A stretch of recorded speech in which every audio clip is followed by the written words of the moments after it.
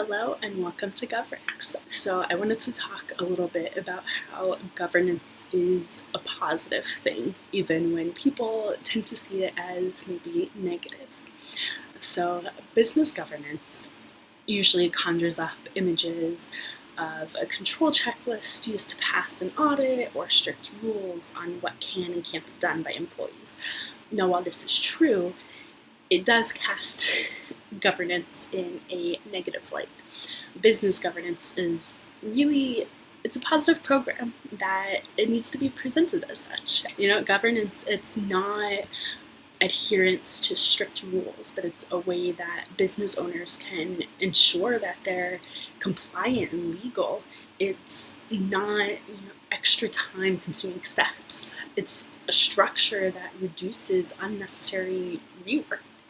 It's not just reports that nobody's going to read. It's tracking and measuring what's really important for your success. And it's not a deputy dog out to find wrong, but it's a workforce empowered to police their own. And it's not just another program, it's a highly actionable plan with a solid purpose.